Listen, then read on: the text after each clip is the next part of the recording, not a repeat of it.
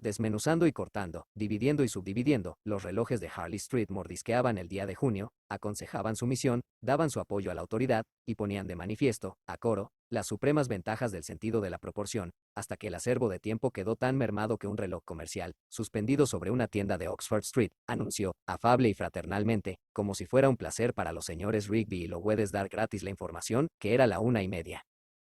Mirando hacia arriba, se veía que cada una de las letras de los apellidos de estos señores sustituía cada una de las horas. Subconscientemente, se agradecía a Rigby y a Lowndes que le dieran a uno la hora ratificada por Greenwich.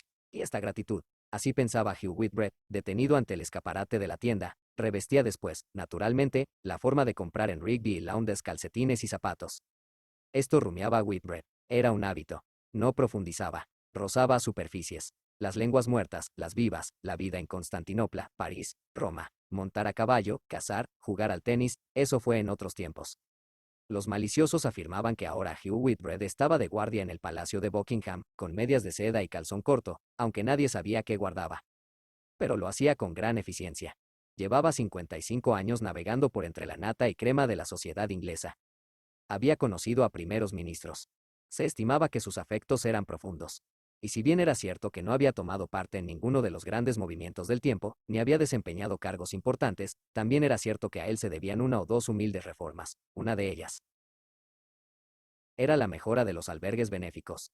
La protección de las lechuzas de Norfolk era la otra. Las domésticas tenían motivos para estarle agradecidas, y su nombre al término de las cartas al Times pidiendo fondos, haciendo llamamientos al público a fin de proteger, conservar, limpiar, eliminar humos, mantener la moral en los parques públicos, imponía respeto. Y magnífica era su estampa, detenido allí unos instantes, mientras el sonido de la media hora se extinguía, para mirar con aire crítico y magistral los calcetines a los zapatos. Impecable, sólido, como si contemplara el mundo desde una cierta altura, y vestido en concordancia, pero se daba cuenta de las obligaciones que el tamaño, la riqueza, la salud imponen, y cumplía puntillosamente, incluso cuando no era absolutamente necesario, pequeños actos de cortesía, anticuadas ceremonias que daban cierto estilo a sus modales. Algo que imitar algo por lo que recordarle, ya que, por ejemplo, jamás almorzaría con Lady Bruton, a quien había tratado durante los últimos 20 años, sin ofrecerle, alargado el brazo, un ramo de claveles, y sin dirigirse a la señorita Brush, la secretaria de Lady Bruton, para preguntarle qué tal le iban las cosas a su hermano en Sudáfrica, lo cual, por ignoradas razones, irritaba tanto a la señorita Brush que ésta, carente de todo atributo de encanto femenino, respondía: muchas gracias, a mi hermano le van las cosas muy bien en Sudáfrica, cuando, en realidad, le iban muy mal en Portsmouth desde hacía 6 o 7 años. Lady Bruton prefería a Richard Dalloway, quien llegó en el mismo instante.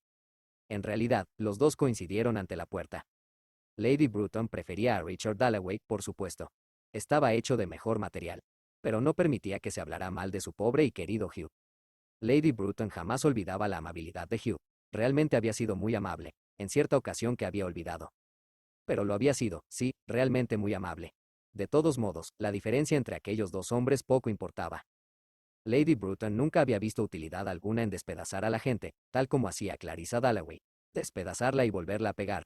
No, por lo menos cuando una tenía 62 años. Tomó las flores de Hugh, con su triste y angulosa sonrisa. Dijo que no había más invitados. La invitación era solo un pretexto para que la ayudaran en cierta dificultad. Pero primero comamos, dijo. Y entonces comenzó un silencioso y exquisito ir y venir, por las puertas de muelles, de camareras con delantalito y blanca cofia, cuyos servicios no eran necesarios, pero que formaban parte integrante de un misterio o gran engaño a cargo de las damas de sociedad de Mayfair, llevado a cabo de 1:30 a 2, cuando, gracias a un leve ademán, el tránsito cesa, y en su lugar surge esta profunda ilusión, primeramente acerca de la comida, que no se paga, y, después, con la mesa que se extiende voluntariamente, con el cristal y la plata, las servilletas, los cuencos de roja fruta, la cremosa película castaña que cubre el rodaballo. En cazuelas nadan pollos despedazados. Rojo y salvaje arde el fuego. Y con el vino y el café, no pagados, se alzan jocundas visiones ante ojos contemplativos. Ojos especulativos. Ojos a los que la vida parece musical, misteriosa. Ojos ahora animados para observar afablemente la belleza de los rojos claveles que Lady Bruton, cuyos movimientos siempre fueron angulosos, había dejado junto a su plato. De modo que Hugh Whitbread, sintiéndose en paz con el universo entero y, al mismo tiempo, completamente seguro de su posición, dijo, dejando el tenedor: serían encantadores sobre el fondo de tu vestido de encaje. A la señorita Brush la molestó intensamente esta familiaridad. Juzgó que Hugh Whitbread era un mal educado. La señorita Brush daba risa a Lady Bruton. Lady Bruton levantó los claveles, sosteniéndolos con cierta rigidez, de modo muy parecido al que el general sostenía el rollo de pergamino en el cuadro tras la espalda de Lady Bruton, y quedó inmóvil, como en trance. ¿Era la tataranieta del general? ¿Era la tataranieta, quizá? Se preguntó Richard Dalloway. Sir Roderick, Sir Miles, Sir Talbot. Eso. Era curioso el modo en que, en aquella familia, el parecido se mantenía en las mujeres. Lady Bruton hubiera debido ser general de dragones. Y Richard hubiera servido a sus órdenes alegremente. Sentía gran respeto hacia ella. Amaba las románticas ideas acerca de viejas damas de buena planta, con raza, y le hubiera gustado, con su habitual buen humor, traer a algunos de sus jóvenes conocidos extremistas a almorzar con ella. Las mujeres como Lady Bruton no surgían entre gentes entusiastas de tomar el té entre amabilidades. Lady Bruton conocía bien su tierra. Conocía bien a su pueblo. Había una viña, que todavía daba fruto, bajo la cual Lovelace o Herrick. Lady Bruton jamás leía una palabra de poesía, pero la historia circulaba. Se habían sentado. Más valía esperar un poco antes de plantearles el problema que la preocupaba, sobre si hacer o no una llamada al público, y caso de hacerla, en qué términos, etc. Más valía esperar a que hubieran tomado el café, pensó Lady Bruton, y dejó los claveles al lado del plato. ¿Cómo está Clarissa?, preguntó bruscamente. Clarissa siempre decía que Lady Bruton no le tenía simpatía. Y, ciertamente, Lady Bruton tenía fama de interesarse más por la política que por la gente, de hablar como un hombre, de haber intervenido en cierta notoria intriga de los años 80, que ahora comenzaba a ser referida en memorias. Ciertamente, en su salón se abría una salita, y en esta salita había una mesa, y sobre la mesa una fotografía del general Sir Talbot Moore, ahora fallecido, que allí había escrito Un atardecer de los 80, en presencia de Lady Bruton, con su conocimiento, quizá por su consejo, un telegrama ordenando a las tropas británicas que avanzaran, en una histórica ocasión. La historia decía que Lady Bruton conservaba la pluma. Y cuando decía con su acento negligente, ¿cómo está Clarissa?, los maridos tenían dificultades en convencer a sus esposas, e incluso, por fieles que fueran, lo ponían ellos mismos secretamente en duda, del interés que Lady Bruton sentía por unas mujeres que a menudo obstaculizaban la carrera del marido, le impedían aceptar cargos en el extranjero, y tenían que ser llevadas junto al mar, en plena temporada social, para que se recuperaran de la gripe.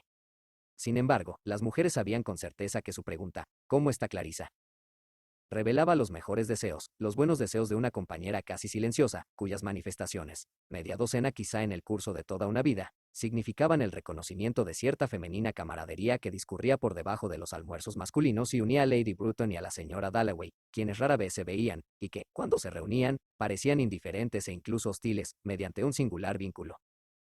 Esta mañana, he coincidido con Clarissa en el parque, dijo Hugh Whitbread. Lo dijo metiendo el tenedor en el plato, ansioso de hacer este pequeño alarde, ya que le bastaba con ir a Londres para coincidir con todo el mundo inmediatamente, pero lo dijo con codicia. Era uno de los hombres más codiciosos que había conocido en su vida, pensó Millie Brush, quien observaba a los hombres con implacable rectitud, y era capaz de eterna devoción, en particular a individuos de su propio sexo, siendo angulosa, seca, torcida, y totalmente carente de encanto femenino. Acordándose bruscamente de ello, Lady Bruton dijo: ¿Sabéis quién está en Londres? Nuestro viejo amigo Peter Walsh. Todos sonrieron. Peter Walsh. Y el señor Dalloway se ha alegrado sinceramente, pensó Millie Brush, y el señor Whitbread solo piensa en el pollo. Peter Walsh. Los tres, Lady Bruton, Hugh Whitbread y Richard Dalloway, recordaron lo mismo, cuán apasionadamente enamorado había estado Peter. Había sido rechazado, se fue a la India, se había armado un lío con su vida, y Richard Dalloway sentía una gran simpatía hacia su querido y viejo amigo. Esto fue lo que vio Millie Brush. Vio una profundidad en los ojos castaños del señor Dalloway. Le vio dudar, meditar, lo cual interesó a Millie Brush, ya que el señor Dalloway siempre le interesaba, y se preguntó qué estaría pensando de Peter Walsh. Que Peter Walsh había estado enamorado de Clarissa, que después del almuerzo iría directamente a casa para ver a Clarissa, que le diría, lisa y llanamente, que la amaba. Sí, esto le diría. Una vez, a Millie Brush poco le faltó para enamorarse de estos silencios, y el señor Dalloway siempre fue hombre digno de la mayor confianza, todo un caballero, además. Ahora, a los 40 suyos, bastaba con que Lady Bruton efectuara un movimiento afirmativo con la cabeza o se volviera súbitamente un poco, para que Millie Brush viera el signo, por muy sumida que estuviera en estas reflexiones de su independiente espíritu, de su alma sin corromper, a la que la vida no podía engañar, porque la vida no la había dotado de rasgo alguno que tuviera el más leve valor. Ni un rizo, sonrisa, labio, mejilla, nariz, nada de nada. Lady Bruton solo tenía que mover la cabeza. Y Perkins recibía instrucciones de disponerse a traer el café. Sí, Peter Walsh ha regresado, dijo de nuevo Lady Bruton. Era vagamente halagador para todos ellos. Había regresado apaleado, sin éxito, a sus seguras playas. Pero ayudarle, reflexionaron, era imposible. Había cierto fallo en su carácter. Hugh Whitbread dijo que, desde luego, siempre cabía la posibilidad de mencionar el nombre de Peter Walsh a fulano de tal. Arrugó la frente lúgubremente, consecuente, al pensar en las cartas que escribiría a los jefes de oficinas gubernamentales acerca de mi viejo amigo Peter Walsh y demás. Pero a nada conduciría, a nada permanente, debido al carácter de Peter Walsh. Tiene problemas a causa de una mujer, dijo Lady Bruton. Todos habían intuido que esto era lo que había en el fondo del asunto. Ansiando dejar el tema, Lady Bruton dijo: de todos modos, oiremos la historia entera de labios del propio Peter.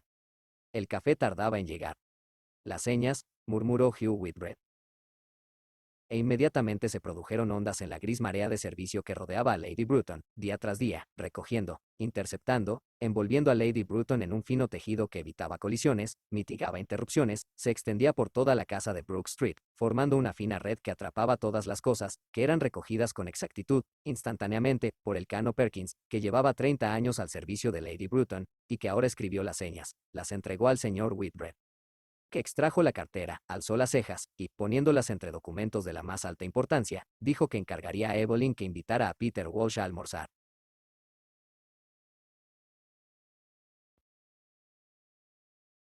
Para traer el café esperaban que el señor Whitbread terminara.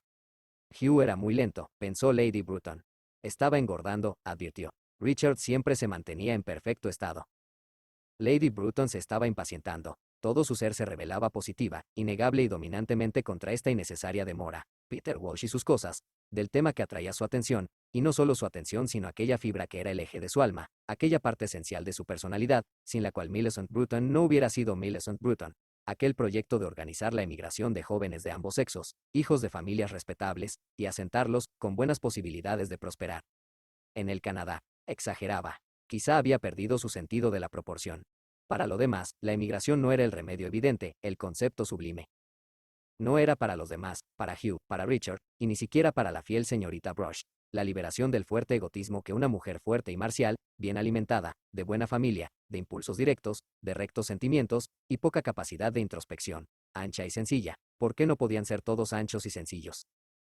Se preguntaba, siente alzarse dentro de sí cuando la juventud ha desaparecido, y debe proyectar hacia alguna finalidad, sea la emigración, sea la emancipación, pero sea lo que fuere, esta finalidad a cuyo alrededor la esencia de su alma se derrama a diario, deviene inevitablemente prismática, lustrosa, mitad espejo, mitad piedra preciosa, ahora cuidadosamente oculta, no sea que la gente se burle de ella, ahora orgullosamente expuesta. En resumen, la emigración se había transformado, en gran parte, en Lady Bruton. Pero Lady Bruton tenía que escribir. Y escribir una carta al Times, solía decir a la señorita Brush, le costaba más que organizar una expedición a Sudáfrica, lo cual hizo durante la guerra.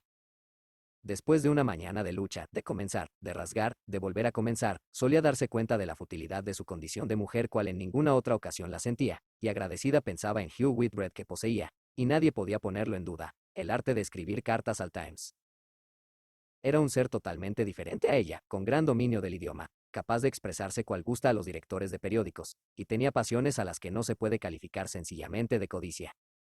Lady Bruton se abstenía a menudo de juzgar a los hombres, en deferencia a la misteriosa armonía que los hombres, pero no las mujeres, conseguían con respecto a las leyes del universo. Sabían expresar las cosas, sabían lo que se decía, de manera que si Richard la aconsejaba y Hugh escribía la carta, tenía la seguridad de que no se equivocaba. Así pues, dejó que Hugh comiera el soufflé. Le preguntó por la pobre Evelyn. Esperó a que los dos estuvieran fumando, y entonces dijo: Millie quiere ir a buscar los papeles. Y la señorita Brush salió, regresó. Dejó los papeles sobre la mesa, y Hugh sacó la estilográfica. Su estilográfica de plata, que le había prestado servicios durante 20 años, dijo, mientras desenroscaba el capuchón. Se hallaba aún en perfecto estado. La había mostrado a los fabricantes, y no había razón alguna, dijeron, que indujera a creer que la pluma se estropearía algún día. Todo lo cual, en cierto modo, honraba a Hugh y honraba los sentimientos que la pluma expresaba. Este era el sentir de Richard Dalloway, mientras Hugh comenzaba a escribir cuidadosamente letras mayúsculas, dentro de un círculo en el margen, con lo cual estableció en forma maravillosa orden y sensatez en el desbarajuste de Lady Bruton. Dándole una gramática tal que el director del Times, pensó Lady Bruton al ver la maravillosa transformación, forzosamente tenía que respetar. Hugh era lento. Hugh era pertinaz. Richard dijo que era preciso correr riesgos. Hugh propuso modificaciones en deferencia a los sentimientos de la gente que, dijo con intencionado retintín cuando Richard se rió, debían tenerse en cuenta. Y leyó en voz alta: en consecuencia, opinamos que ha llegado el momento oportuno. La superflua juventud de nuestra población en constante crecimiento. Lo que debemos a los muertos, lo cual Richard consideró no eran más que palabras vacías aunque, desde luego, inofensivas, y Hugh siguió garrapateando sentimientos, por orden alfabético, de la más alta nobleza, sacudiéndose la ceniza caída en el chaleco, y efectuando resúmenes, de vez en cuando, de los progresos hechos hasta el momento, y por fin leyó el borrador de una carta que Lady Bruton tuvo la certeza era una obra maestra. ¿Cómo era posible que sus ideas sonaran así? Hugh no podía garantizar que el director la publicara, sin embargo, almorzaría con cierta persona. Ante lo cual, Lady Bruton, que rara vez decía salamerías, se colocó los claveles de Hugh en el vestido. Extendiendo los brazos hacia Hugh exclamó: «Mi primer ministro». Realmente, Lady Bruton no sabía qué sería de ella sin aquellos dos hombres. Se levantaron, y Richard Dalloway se apartó un poco, como de costumbre, para echar una ojeada al retrato del general, porque proyectaba, cuando tuviera tiempo libre, escribir una historia de la familia de Lady Bruton. Y Millicent Bruton estaba muy orgullosa de su familia. Pero podían esperar, dijo, contemplando el cuadro, con lo que quería decir que su familia de militares, altos funcionarios y almirantes, había sido familia de hombres de acción que habían cumplido con su deber. Y el primordial deber de Richard era para con la patria, aunque aquella era una hermosa cara, dijo Lady Bruton, y todos los papeles estarían a disposición de Richard, en Almixton, cuando llegara el momento. Quería decir el gobierno laborista. «Ah, las noticias de la India», gritó. Y entonces, mientras estaban en pie en el vestíbulo cogiendo amarillos guantes de un cuenco sobre la mesa de malaquita, y Hugh ofrecía a la señorita Brush con cortesía absolutamente innecesaria quizás una entrada para una función que no le interesaba ver o cualquier otro obsequio, y la señorita Brush, que odiaba esto desde lo más hondo de su corazón, se ruborizaba y quedaba con la cara más roja que un ladrillo, Richard, con el sombrero en la mano, se volvió hacia Lady Bruton y dijo: «¿Te veremos esta noche, en nuestra fiesta?». Ante lo cual, Lady Bruton volvió a revestirse de aquella magnificencia que la redacción de la carta había hecho añicos. Quizá fuera, quizá no fuera. Clarissa estaba dotada de maravillosa energía. Las fiestas aterraban a Lady Bruton. Además, se estaba haciendo vieja. Esto confesó, en pie ante la puerta, hermosa, muy erguida, mientras su perro chino se desperezaba a su espalda, y la señorita Brush hacía mutis por el fondo, con las manos llenas de papeles. Y Lady Bruton, imponente y majestática, subió a su habitación y se tumbó, con un brazo extendido, en el sofá. Suspiró, roncó, pero esto no significaba que estuviera dormida, sino tan solo soñolienta y pesada, como un campo de tréboles al sol de aquel cálido día de junio, con las abejas zumbando y las amarillas mariposas. Siempre regresaba a aquellos campos de Devonshire, donde había saltado riachuelos con Patty, su jaca, en compañía de Mortimer y Tom, sus hermanos. Y allí estaban los perros. Allí estaban las ratas, allí estaban su padre y su madre en el césped, bajo los árboles, con el servicio de té, y los parterres de dalias, las malvas, las hortensias, las largas briznas de grama. Y ellos, los pequeños, siempre haciendo travesuras, regresando, colándose por entre los arbustos, para que no les vieran con las ropas sucias o rotas, después de haber hecho alguna barbaridad. Y cómo se ponía la vieja niñera al ver cómo llevaba ella el vestido. Y ahora se acordó de que era miércoles en Brook Street. Aquel par de excelentes amigos, Richard Dalloway y Hugh Whitbread, habían salido aquel cálido día a las calles cuyo gruñido llegaba hasta ella, yacente en el sofá. Tenía poder, posición, dinero. Había vivido en la vanguardia de su tiempo. Había tenido buenos amigos. Había conocido a los hombres más capacitados de su tiempo. El rumoroso Londres ascendía hasta ella, y su mano, descansando en el respaldo del sofá, se cerró sobre un imaginario bastón de mando, cual los que hubieran podido sostener sus antepasados, y, con el bastón de mando en la mano, soñolienta y pesada, parecía mandar batallones camino del Canadá, y aquel par de buenos amigos caminaban por Londres, por territorio suyo, por aquella pequeña porción de alfombra, Mayfair. Y se alejaron más y más de ella, unidos a ella por un delgado hilo, puesto que habían almorzado en su compañía, que se alargaba y alargaba, y se hacía más y más delgado a medida que caminaban por Londres. Los amigos estaban unidos al cuerpo de una, después de almorzar con ellos, por un delgado hilo que, mientras se adormilaba, se hacía impreciso, en méritos del sonido de campanas, dando la hora o llamando a los fieles, tal como el hilo de la araña queda manchado por las gotas de agua y el peso le hace descender. Así se durmió. Y Richard Dalloway y Hugh Whitbread dudaron al llegar a la esquina de Conduit Street, en el mismo instante en que Millicent Bruton, yacente en el sofá, permitió que el hilo se rompiera, roncaba. Vientos contrarios chocaban en la esquina. Miraron el escaparate de una tienda. No deseaban comprar ni hablar, sino separarse, pero con vientos contrarios estrellándose en la esquina, con una especie de detención de las mareas del cuerpo, dos fuerzas que, al encontrarse, forman un remolino, mañana y tarde, se detuvieron. Un cartel de periódico se elevó en el aire, valerosamente, como una cometa al principio, luego se detuvo, giró, se estremeció. y un velo de señora quedó colgando. Los toldos amarillos temblaron. La velocidad del tránsito matutino había disminuido y carros aislados avanzaban traqueteando descuidadamente por calles medio vacías. En Norfolk, en que Richard Dalloway medio pensaba, una suave y cálida brisa impulsó hacia atrás los pétalos, impuso confusión en las aguas, onduló floridos céspedes. Los segadores, que se habían tumbado bajo los arbustos para reposar durmiendo del trabajo de la mañana, abrieron cortinas de hojas verdes, apartaron temblorosas hojas para ver el cielo, el azul, el fijo, el llameante cielo veraniego. Dándose cuenta de que contemplaba una jarra de plata, con 2 asas, del período del rey Jacobo, y de que Hugh Whitbread admiraba condescendiente, con aire de entendido, una gargantilla española, cuyo precio pensaba preguntar por si acaso le gustaba a Evelyn, Richard tenía aún una sensación de torpor, no podía pensar ni moverse. La vida había arrojado aquellos restos de naufragio, escaparates repletos de objetos multicolores, y uno estaba en pie paralizado por el letargo de los viejos, embarado por la rigidez de los viejos, mirando. A Evelyn Whitbread quizá le gustara comprar aquella gargantilla española, sí, quizá. Tenía que bostezar. Hugh se disponía a entrar en la tienda. Buena idea, dijo Richard, y le siguió. Bien sabía Dios que no le gustaba ir por el mundo comprando gargantillas con Hugh. Pero el cuerpo tiene sus mareas. La mañana se encuentra con la tarde. A bordo de una frágil chalupa en aguas profundas, muy profundas, el bisabuelo de Lady Bruton, sus memorias y sus campañas en América del Norte naufragaron y se hundieron. Y Millicent Bruton también, se hundió. A Richard le importaba un pimiento la emigración. Le importaba un pimiento aquella carta, y que el director la publicara o no. La gargantilla colgaba entre los admirables dedos de Hugh. Que se la diera a una muchacha si debía comprar joyas, a cualquier muchacha de la calle. Sí, porque la inutilidad de esta vida impresionaba ahora muy fuertemente a Richard. Comprar gargantillas para Evelyn. Si hubiera tenido un hijo, le hubiera dicho, trabaja, trabaja. Pero tuvo a su Elizabeth, adoraba a su Elizabeth. Quisiera ver al señor Dubonet, dijo Hugh con su acento seco y mundano. Al parecer, este señor Dubonet tenía la medida del cuello de Evelyn o, más raro aún, sabía sus gustos en materia de joyas españolas, y lo que poseía en este renglón, cosa que Hugh no recordaba. Todo lo cual le parecía horriblemente extraño a Richard Dalloway, porque nunca ofrecía regalos a Clarissa, salvo una pulsera, hacía 2 o 3 años, que no había sido un éxito. Nunca la llevaba. Le dolía recordar que nunca la llevaba. Y tal como el hilo de una araña, después de andar vacilando de un sitio a otro, se une a la punta de una hoja, el pensamiento de Richard, saliendo de su letargo, se fijó en su esposa, Clarissa, a quien Peter Walsh tan apasionadamente había amado, y Richard había tenido una repentina visión de ella, allá, durante el almuerzo, de él y de Clarissa, de su vida en común, y se acercó la bandeja de joyas antiguas, y cogiendo ora este broche, ora ese anillo, preguntó: ¿cuánto vale esto? Pero dudaba de su gusto. Deseaba abrir la puerta de la sala de estar y entrar con algo en la mano, un regalo para Clarissa. Pero, ¿qué? Hugh volvía a estar en pie. Se comportaba con indecible altanería. Realmente, después de ser cliente durante 35 años, no estaba dispuesto a ser despachado por un simple muchacho que no conocía el oficio.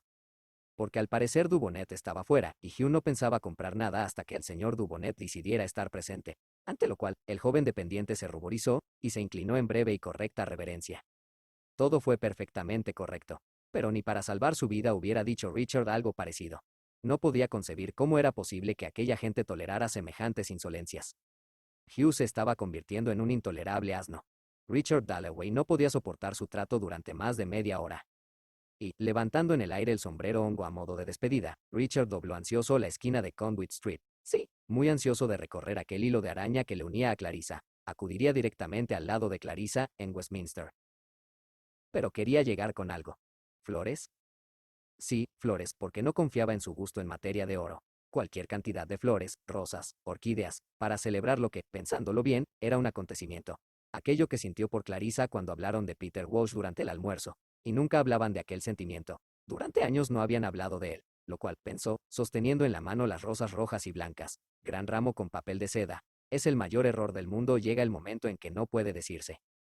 La timidez se lo impide a uno, pensó, embolsándose los 6 o 12 peniques de cambio, y poniéndose en marcha, con el gran ramo de flores sostenido contra el cuerpo, camino de Westminster, le impide a uno decir directamente, en las palabras justas, pensar a ella lo que pensara de él, ofreciendo las flores, te quiero. Porque, realmente era un milagro, si se tenía en cuenta la guerra y los miles de pobres muchachos, con toda la vida por delante, enterrados juntos, ya medio olvidados, era un milagro. Y ahí estaba él, caminando por Londres, para decir a Clarissa en las palabras justas que la amaba. Lo cual uno nunca dice, pensó. En parte, uno es perezoso, en parte, uno es tímido. Y Clarisa. Era difícil pensar en ella, salvo a ráfagas, como ocurrió durante el almuerzo, cuando la vio con total claridad, toda su vida juntos. Se detuvo en el cruce, y repitió, debido a que era sencillo por naturaleza y de buenas costumbres, ya que se había dedicado al excursionismo y a la caza, debido a ser pertinaz y tosudo, ya que había defendido a los humildes y había seguido el dictado de sus instintos en la Cámara de los Comunes, debido a haber conservado su sencillez, aunque al mismo tiempo se había transformado en un ser un tanto callado y rígido, repitió que era un milagro que se hubiera casado con Clarisa. Un milagro, su vida había sido un milagro.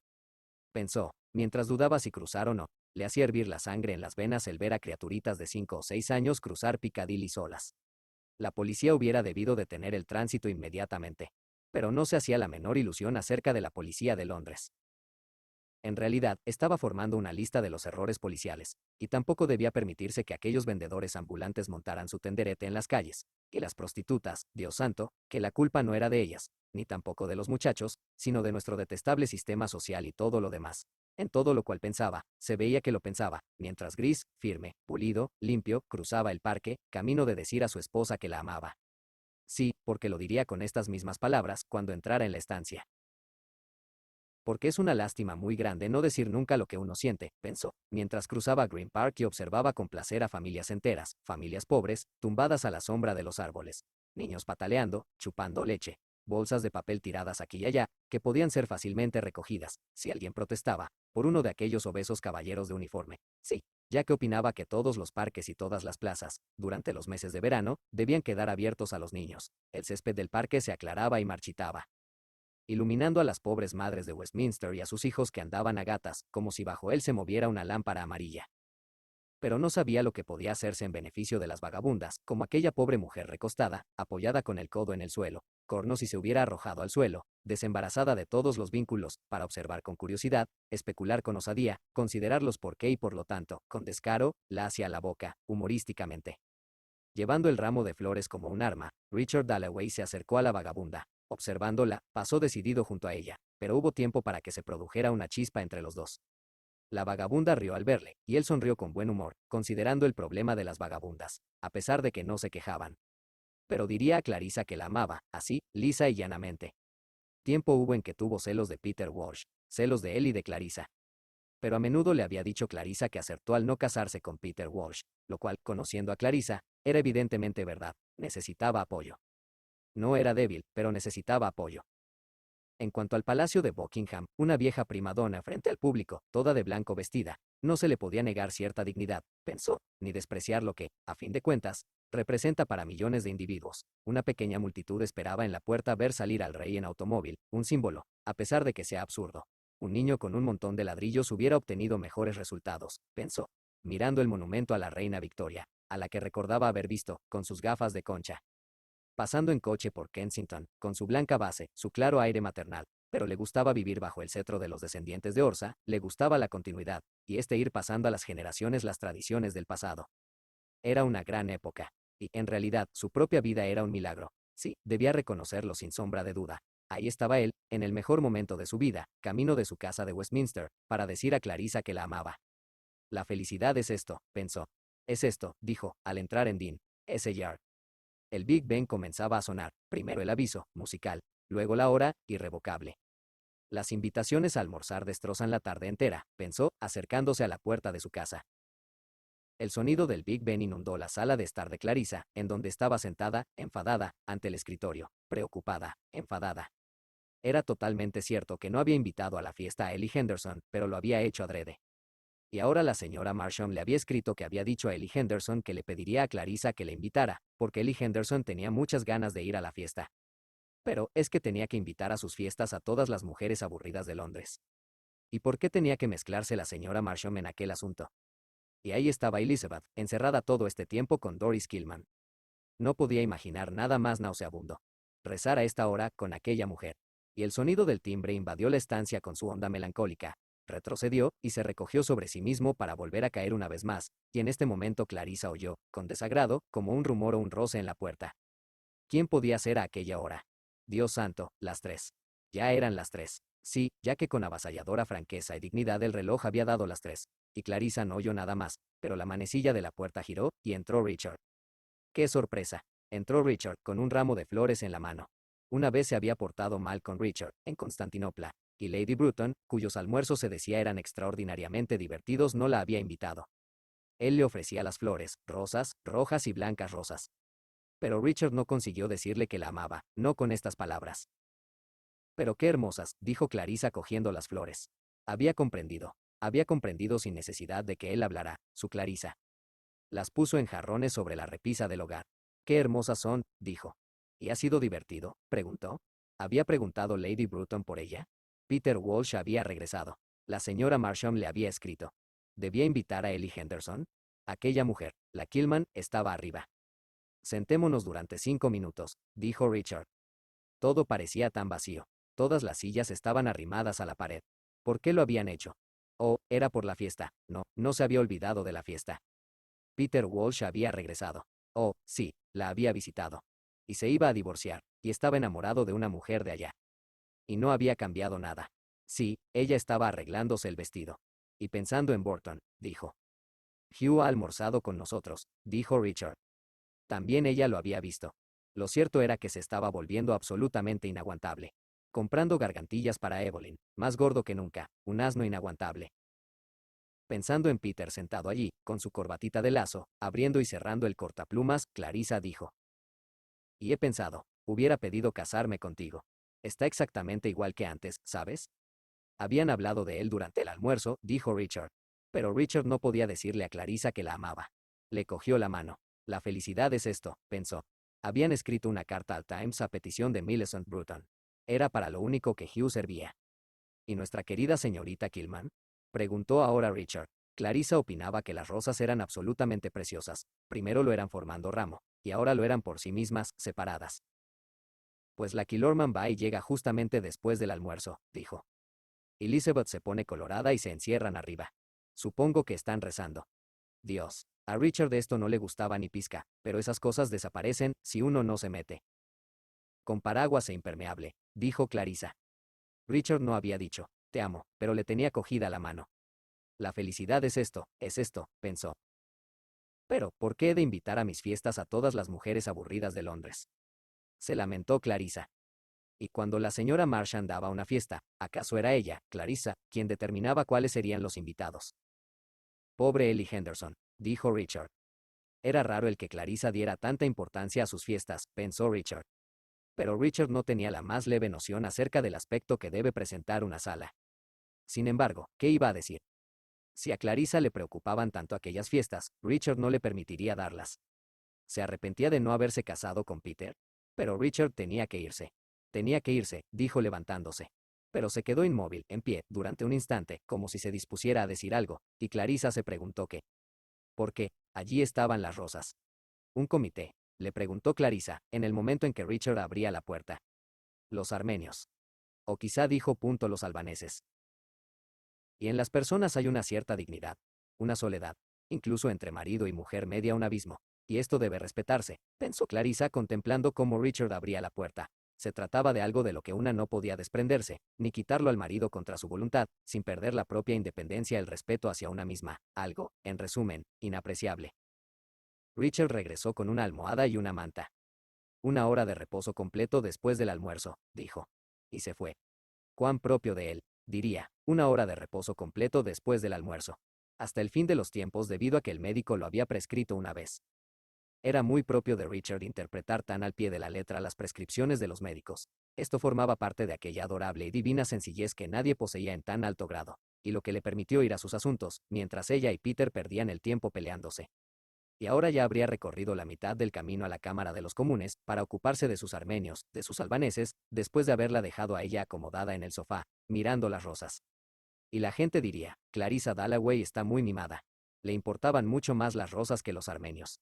Perseguidos hasta la muerte, mutilados, helados, víctimas de la crueldad y de la injusticia, se lo había oído decir una y mil veces a Richard, no, ningún sentimiento suscitaban los albaneses en ella, o eran los armenios. Pero amaba las rosas, ayudaría esto a los armenios, las únicas flores que toleraba ver cortadas. Pero Richard ya estaba en la Cámara de los Comunes, en su comité, después de haber solventado todas las dificultades de Clarisa. Pero no, esto último no era verdad. Richard no había visto las razones en contra de invitar a Ellie Henderson. Desde luego, Clarisa se plegaría a los deseos de Richard. Como sea que Richard había traído la almohada, Clarissa se echaría. Pero, ¿por qué de repente se sentía, sin razón que pudiera discernir, desesperadamente desdichada? Como una persona a la que se le ha caído una perla o un diamante en el césped y separa con mucho cuidado las altas briznas, aquí y allá, en vano, y por fin espía entre las raíces. Así fue Clarissa de un asunto a otro. No tenía nada que ver con el hecho de que Sally Seton dijera que Richard jamás llegaría a ser miembro del gabinete debido a que Richard tenía un cerebro de segunda clase. Ahora Clarissa lo recordó. No, esto no le importaba, y tampoco se debía a Elizabeth y Doris Killman. Estaba segura de ello. Era un sentimiento desagradable, que quizá la había cometido a primera hora de la jornada. Algo que Peter había dicho, combinado con cierta depresión, allí, en su dormitorio, al quitarse el sombrero. Y lo que Richard había dicho, agravó la situación. ¿Pero qué había dicho Richard? Allí estaban las rosas. Sus fiestas. Esto era. Sus fiestas. Los dos la criticaban con muy poca base, se reían de ella muy injustamente por sus fiestas. Esto era. Esto era. Bueno, ¿cómo iba a defenderse? Ahora que sabía a qué era debido, se sentía perfectamente feliz. Pensaban, o por lo menos Peter pensaba, que a ella le gustaba lucirse, que le gustaba estar rodeada de gente famosa, grandes apellidos, que era, pura y simplemente, una snob. Seguramente era esto lo que creía Peter. Richard consideraba sencillamente que era una tontería por parte de Clarissa el que le gustara aquella excitación, cuando le constaba que era mala para su corazón. Lo consideraba infantil, y los dos estaban equivocados. Lo que a Clarissa le gustaba era la vida sencilla. Por esto lo hago, dijo Clarissa, hablando en voz alta a la vida. Como sea que yacía en el sofá, aislada, protegida, la presencia de aquella cosa que tan claramente sentía adquirió existencia física, arropada con los sonidos de la calle, soleada, con cálido aliento, murmurante, agitando las cortinas. Pero, supongamos que Peter hubiera dicho, sí, efectivamente, pero ¿qué significado tienen tus fiestas? Bien, en este caso lo único que Clarissa podría responder, y no cabía esperar que nadie lo comprendiera, era, son una ofrenda. Lo cual resultaba horriblemente vago. Pero, ¿quién era Peter para afirmar que la vida es coser y cantar? Peter, siempre enamorado de la mujer de quien no debía enamorarse. ¿Qué significa tu amor? Hubiera podido preguntarle Clarissa. Y sabía la respuesta de Peter. El amor es lo más importante del mundo y ninguna mujer puede llegar a comprenderlo. Muy bien. Pero, ¿acaso había en el mundo un hombre capaz de comprenderla a ella? ¿De comprender sus intenciones? ¿Su vida? Clarissa no podía imaginar a Peter o a Richard tomándose la molestia de dar una fiesta sin razón alguna. Pero profundizando más, por debajo de lo que la gente decía, y estos juicios cuán superficiales, cuán fragmentarios eran, yendo ahora a su propia mente, ¿qué significaba para ella esa cosa que llamaba vida? Oh, era muy raro. Allí estaba fulano de tal en South Kensington, sutano en Bayswater, y otro, digamos, en Mayfair. Y Clarissa sentía muy continuamente la noción de su existencia, y sentía el deseo de reunirlos, y lo hacía. Era una ofrenda, era combinar, crear, pero una ofrenda ¿a quién? Quizá fuera una ofrenda por amor a la ofrenda. De todos modos, este era su don. No tenía nada más que fuera importante, no sabía pensar, escribir, ni siquiera sabía tocar el piano. Confundía a los armenios con los turcos. Amaba el éxito. Odiaba la incomodidad. Necesitaba gustar. Decía océanos de tonterías. Y si alguien le preguntaba qué era el Ecuador, no sabía contestar. De todos modos, los días se sucedían uno tras otro. Miércoles, jueves, viernes, sábado. Una tenía que levantarse por la mañana, ver el cielo, pasear por el parque, encontrarse con Hugh Whitbread. Y de repente llegó Peter. Luego, aquellas rosas. Con esto bastaba. Después de esto, qué increíble resultaba la muerte. El que todo hubiera de terminar. Y nadie en el mundo entero llegaría a saber lo mucho que le gustaba todo. Llegaría a saber cómo en cada instante. Se abrió la puerta. Elizabeth sabía que su madre estaba descansando. Entró muy silenciosamente. Se quedó absolutamente quieta. No sería que algún mongol había naufragado ante la costa de Norfolk, como decía la señora Hilbery, y se había mezclado con las señoras Dalloway, quizás 100 años atrás. Sí, porque las Dalloway, por lo general eran rubias, con ojos azules. Y Elizabeth, por lo contrario, era morena. Tenía ojos chinos en la cara pálida, misterio oriental. Era dulce, considerada, quieta. De niña tenía un estupendo sentido del humor, pero ahora, a los 17 años, sin que Clarissa pudiera comprenderlo ni siquiera remotamente, se había transformado en una muchacha muy seria, como un jacinto de brillante verde, con capullos de leve color, un jacinto sin sol. Se estaba muy quieta y miraba a su madre, pero la puerta había quedado entornada, y Clarissa sabía que, más allá de la puerta, estaba la señorita Killman, la señorita Kilmals con impermeable, escuchando lo que ellas hablaban. Sí, la señorita Killman estaba en pie, fuera, e iba con impermeable, pero tenía sus razones. En primer lugar, era barato. En segundo lugar, la señorita Killman tenía más de 40 años, y, al fin y al cabo, no se vestía para gustar. Además, era pobre, humillantemente pobre. De lo contrario, no hubiera aceptado empleos de gente como los Dalloway, empleos de gentes ricas a quienes gustaba ser amables. Y, dicho sea en justicia, el señor Dalloway había sido amable. Pero la señora Dalloway no, había sido, simplemente, condescendiente. Procedía de una familia perteneciente a la clase más indigna, la clase de los ricos con un barniz de cultura. Tenían cosas caras en todas partes, cuadros, alfombras, gran número de criados.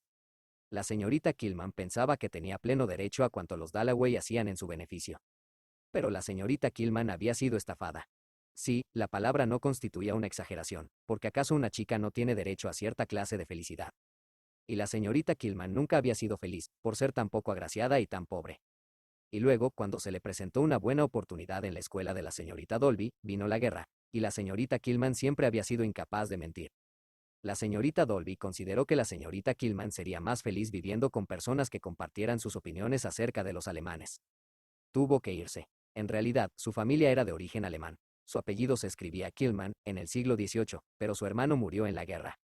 A ella la echaron porque no podía aceptar la ficción de que todos los alemanes eran malvados. Tenía amigos alemanes, y los únicos días felices de su vida los había pasado en Alemania. A fin de cuentas, sabía enseñar historia. Tuvo que aceptar lo que le ofrecieran. El señor Dalloway la descubrió, mientras ella trabajaba en casa de los Friend. Y le permitió, lo cual fue verdaderamente generoso por su parte, enseñar historia a su hija. También le daba clases de cultura general y demás. Entonces, en su vida apareció nuestro señor, aquí la señorita Killman inclinaba siempre la cabeza. Había visto la luz hacía 2 años y 3 meses. Ahora no envidiaba a las mujeres como Clarissa Dalloway, se apiadaba de ellas. Se apiadaba de estas mujeres y las despreciaba desde lo más hondo de su corazón, mientras permanecía en pie sobre la muelle alfombra, contemplando un viejo grabado de una niña con manguito. Con tanto lujo, ¿qué esperanza cabía albergar de que las cosas, en general, mejorasen? En vez de yacer en el sofá, Elizabeth había dicho, mi madre está descansando. Clarissa Dalloway hubiera debido estar en una fábrica, detrás de un mostrador, la señora Dalloway y todas las demás lindas señoras. Amarga y ardiendo, la señorita Killman había entrado en una iglesia hacía 2 años y 3 meses. En ella oyó predicar al reverendo Edward Whittaker, cantar a los niños del coro. Había visto descender las solemnes luces, y fuera por la música o por las voces, cuando estaba sola, en el crepúsculo, encontraba consuelo en el violín. Pero el sonido que la señorita Killman producía era desgarrador. No tenía oído. Lo cierto es que los ardientes y turbulentos sentimientos que hervían y se alzaban en ella quedaron apaciguados mientras estaba sentada allí, y lloró copiosamente, y visitó al señor Whittaker en su domicilio particular. En Kensington. Era la mano de Dios, dijo el señor Whittaker. El Señor le había mostrado el camino. De modo que ahora siempre que los ardientes y dolorosos sentimientos hervían en su seno, este odio hacia la señora Dalloway, este rencor contra el mundo, la señorita Killman pensaba en Dios. Pensaba en el señor Whittaker. La calma sucedía a la rabia. Una dulce savia le corría por las venas, se le entreabrían los labios, y, en pie junto a la puerta, con su formidable aspecto, con el impermeable, miraba con firme y siniestra serenidad a la señora Dalloway, que salía de la estancia con su hija. Elizabeth dijo que había olvidado los guantes. Esto se debía a que la señorita Killman y su madre se odiaban. Elizabeth no podía tolerar el verlas juntas. Subió, corriendo la escalera en busca de los guantes. Pero la señorita Killman no odiaba a la señora Dalloway. Orientando la mirada de sus grandes ojos de color grosella hacia Clarissa, mientras observaba su rostro pequeño y rosado, su cuerpo delicado, su frescor y su elegancia, la señorita Killman pensaba, insensata. Atontada. No sabes lo que es el dolor ni lo que es el placer. Has empleado tu vida en bagatelas. Y se alzó en ella un poderoso deseo de avasallarla, de desenmascararla. Si hubiera podido derribarla, se hubiera sentido mejor. Pero no era el cuerpo, era el alma y su burla lo que deseaba someter. Quería hacer sentir su superioridad.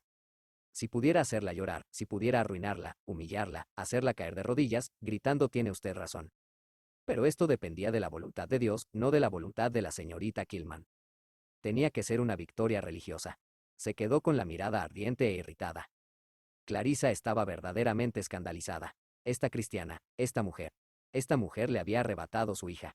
Está en contacto con presencias invisibles. Pesada, fea, vulgar, sin dulzura ni gracia, conoce el significado de la vida. ¿Lleva a Elizabeth a los almacenes?, preguntó la señora Dalloway.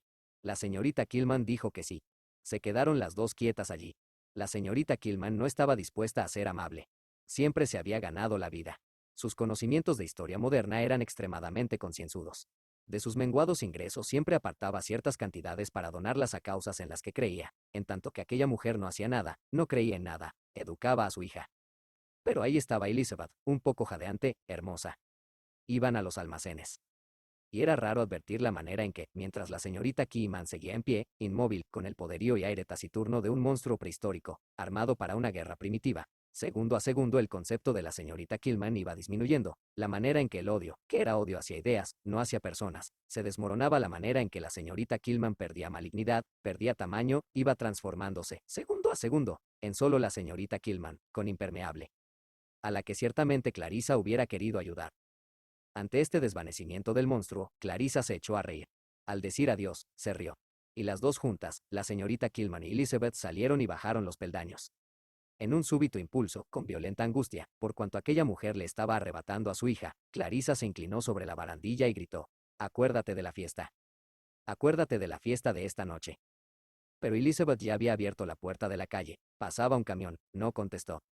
Amor y religión, pensó Clarissa, con el cuerpo estremecido, al regresar a la sala. Cuán detestables eran.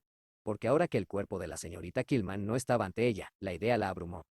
Las realidades más crueles del mundo, pensó, al verlas torpes, ardientes, dominantes, hipócritas, subrepticiamente vigilantes, celosas, infinitamente crueles y carentes de escrúpulos, allí, con impermeable, en el vestíbulo, amor y religión. ¿Acaso había intentado ella alguna vez convertir a alguien? ¿Acaso no deseaba que cada persona fuera, simplemente, ella misma? Y por la ventana contemplaba a la vieja señora de enfrente que subía la escalera. Que subiera la escalera, si quería, que se detuviera, si quería, y, luego, si quería, que llegara a su dormitorio, cual Clarissa le había visto hacer a menudo, que descorriera las cortinas y que desapareciera por el fondo. En cierta manera, una respetaba aquello a la vieja mirando por la ventana, totalmente ignorante de que era contemplada. Algo solemne había en ello, pero el amor y la religión destruirían aquello, fuera lo que fuese, la intimidad del alma quizá. La odiosa Killman lo destruiría. Sin embargo, era una visión que a Clarissa le daba ganas de llorar. El amor también destruía. Todo lo bello, todo lo verdadero desaparecía. Por ejemplo, ahí estaba Peter Walsh. Un hombre encantador, inteligente, con ideas acerca de todo. Si una quería hablar de Poe, por ejemplo, o de Addison, o sencillamente hablar de cosas intrascendentes o del modo de ser de la gente, o del significado de las cosas, Peter sabía más que nadie. Peter, que tantos libros le había prestado. Pero había que ver a las mujeres que amaba, vulgares, triviales, ordinarias. Había que ver a Peter enamorado. La visitaba, después de tantos años, ¿y de qué le hablaba? Él, nada menos que él. Horrenda pasión, pensó Clarissa. Degradante pasión, se dijo, pensando en la Killman y su Elizabeth camino de los almacenes Army and Navy. El Big Ben dio la media.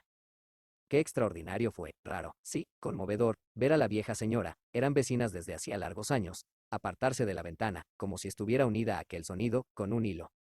Pese a ser gigantesco, algo tenía que ver el sonido con la vieja señora. Abajo, abajo, en mitad de las cosas ordinarias, descendió el dedo, dando solemnidad al momento. La vieja señora quedó obligada, imaginó Clarissa, por aquel sonido, a moverse, a irse, pero, ¿a dónde? Clarissa intentó seguirla, cuando dio la vuelta y desapareció, y aún podía vislumbrar el blanco gorro moviéndose en el fondo del dormitorio. Todavía estaba allí, moviéndose en el extremo opuesto del cuarto. A santo de que los credos, las plegarias y los impermeables cuando, pensó Clarissa, esto es el milagro, esto es el misterio, quería decir la vieja dama, a la que podía ver yendo de la cómoda a la mesilla tocador. Todavía podía verla.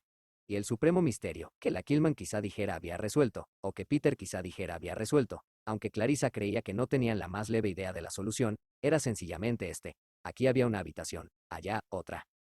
¿Acaso esto lo solucionaba la religión, el amor? El amor. Pero he aquí que el otro reloj, el reloj que siempre daba la hora 2 minutos después del Big Ben, hizo acto de presencia con el regazo lleno de 1000 cosas diferentes, que dejó caer, como si nada se pudiera objetar al Big Ben, dictando la ley con su majestad, tan solemne, tan justo, aunque también era cierto que Clarissa, además, tenía que recordar muchas cosas menudas, la señora Marsham, Ellie Henderson, los vasos para los sorbetes, todo género de pequeñas cosas que acudían en tropel, saltando y bailando tras la estela de aquella solemne campanada que yacía plana como una barra de oro sobre el mar. La señora Marsham, Ellie Henderson, los vasos para los sorbetes, debía telefonear inmediatamente. Voluble turbulento, el tardío reloj sonó, tras la estela del Big Ben, con el regazo lleno de bagatelas.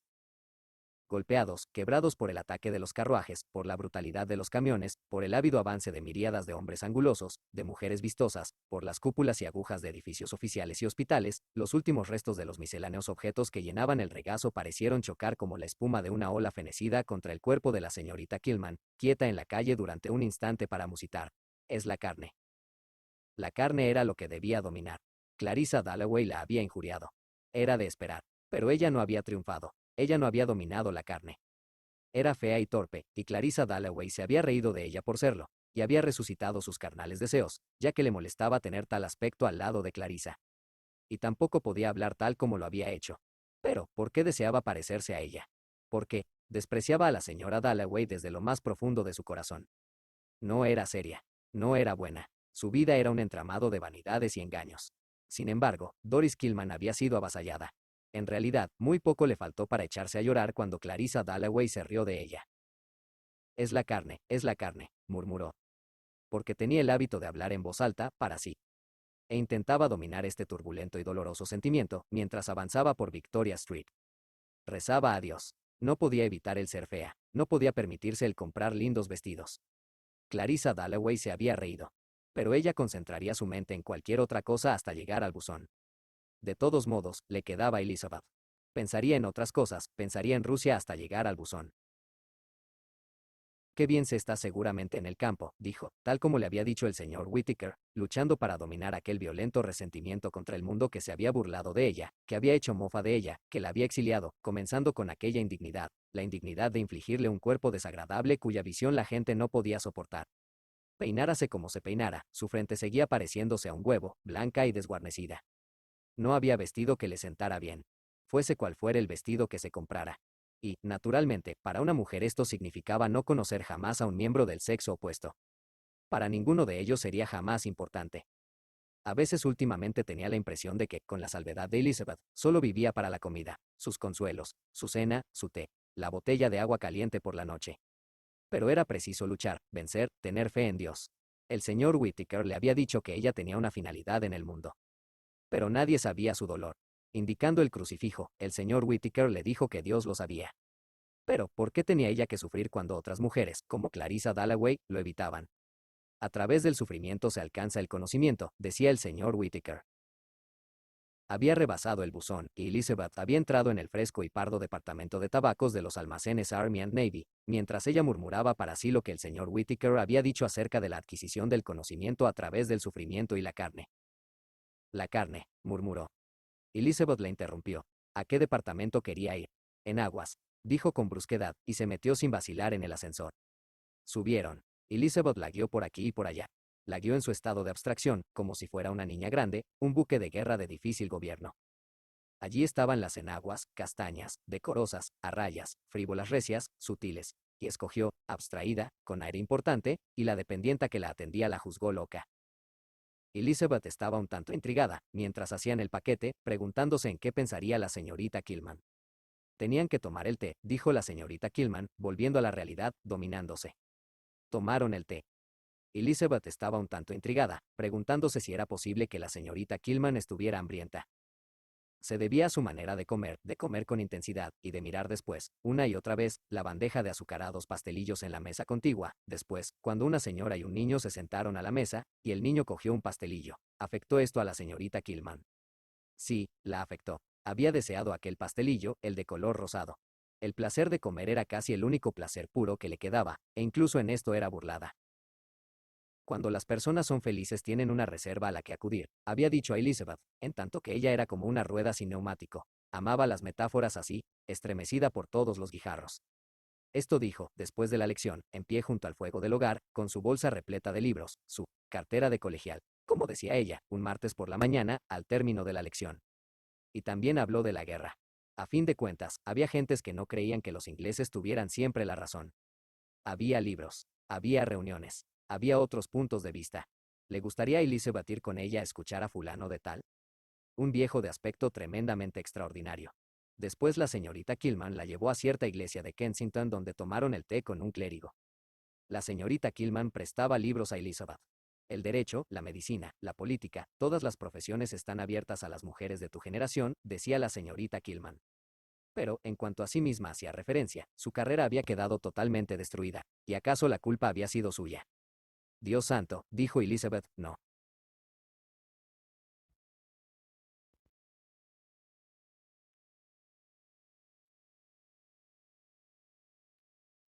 Y su madre entraba diciendo que había recibido una cesta procedente de Burton y que si la señorita Kilman quería flores. Su madre siempre trataba con mucha amabilidad a la señorita Kilman, pero la señorita Kilman formaba un apretujado haz de flores, y no sabía sostener una conversación ligera, y lo que interesaba a la señorita Kilman aburría a su madre, y ella y la señorita Kilman eran terriblemente amigas, y la señorita Kilman se hinchaba y parecía muy vulgar, pero la señorita Kilman era tremendamente inteligente. Elizabeth nunca había pensado en los pobres. Tenían cuanto deseaban, su madre se desayunaba en cama todos los días. Lucy le servía el desayuno, y le gustaban las viejas porque eran duquesas, descendientes de algún lord. Pero la señorita Kilman dijo, uno de aquellos martes por la mañana, al término de la lección, mi abuelo tenía una tienda de pinturas en Kensington. La señorita Kilman era muy diferente a todas las mujeres que conocía, la hacía sentir a una muy insignificante. La señorita Kilman se tomó otra taza de té. Elizabeth, con su aire oriental, su inescrutable misterio, estaba sentada perfectamente erguida. No quería nada más. Buscó los guantes, sus guantes blancos. Estaban debajo de la mesa. Pero, tenía que irse. La señorita Kilman no quería dejarla partir. No quería dejar partir a aquel ser juvenil, a aquella hermosa muchacha a la que tan sinceramente amaba. La gran mano de la señorita Kilman se abrió y se cerró sobre la mesa. Pero quizá todo comenzara a ser un poco aburrido, pensó Elizabeth. Y realmente tenía ganas de irse. Pero la señorita Kilman dijo, no he terminado todavía. Naturalmente, Elizabeth decidió esperar. Pero, allí el ambiente estaba un tanto cargado. ¿Irás a la fiesta de esta noche?, preguntó la señorita Kilman. Elizabeth pensaba que seguramente sí, su madre quería que fuera. No debía permitir que las fiestas la absorbieran, dijo la señorita Kilman, cogiendo con los dedos la última porción de un pastel de chocolate. Las fiestas no le entusiasmaban, dijo Elizabeth. La señorita Kilman abrió la boca, proyectó levemente el mentón al frente y tragó la última porción del pastel de chocolate, limpiándose después los dedos y revolviendo el té. Se dio cuenta